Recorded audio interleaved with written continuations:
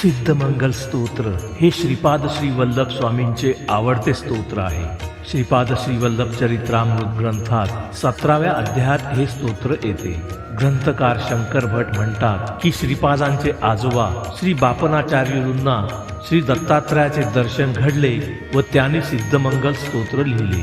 प्रत्यक्ष दत्ताच्या दर्शनाच्या अनुभूतीने गायली जाणारी या स्तोत्रातील अक्षरे अत्यंत प्रभावशाली आहेत. त्या अक्षरांमधील चैतन्य हे युगायुगे विलसत राहील.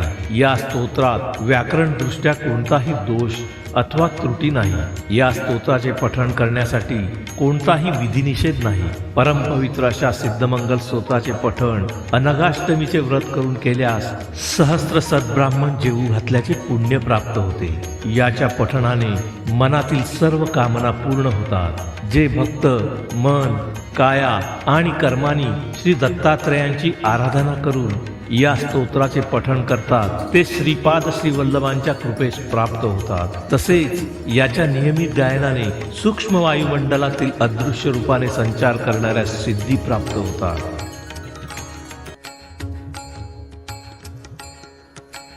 श्रीमदनंत श्रीविभूषित अप्पल लक्ष्मी नरसिंह राजा जय विजयी भव दिग्विजयी भव श्रीमदखंड श्री विजयी भव श्री विद्याधरी राधा सुरेखा श्री राखीधर श्रीपादा जय विजयी भव दिग्विजयी भव श्रीमदखंड श्री विजयी भव माता सुमती वात्सल्यामृत परिपोषित जय श्रीपादा जय विजयी भव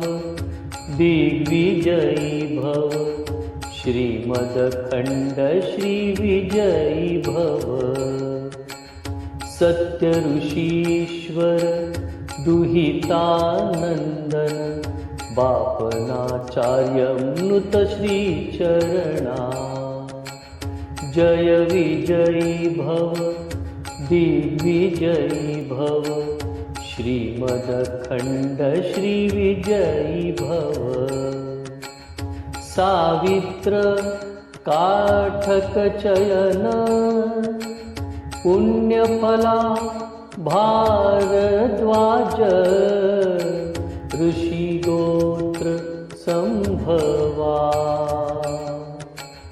जय विजयी भव दिग्विजयी भव श्रीमदखंड श्री विजयी भव दो चौपाती देवलक्ष्मीगण संख्याबोधित श्री चरणा जय विजयी भव दिग्विजयी भव श्रीमदखंड श्री विजयी भव पुण्यरूपिणी राजमांबासुत गर्भपुण्यफल संजाता जय विजयी भव दिग्विजयी भव श्रीमदखंड श्री विजयी भव सुमती नंदन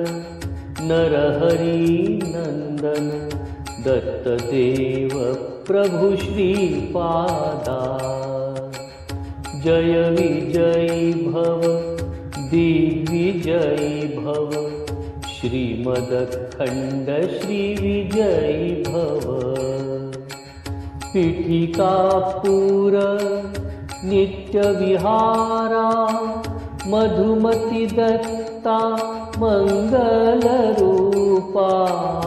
जय विजयी भव दिग्विजयी भव श्रीमदखंड श्री विजयी भव श्रीमदखंड श्री विजयी भव श्रीमदखण्ड श्रीविजयी भव।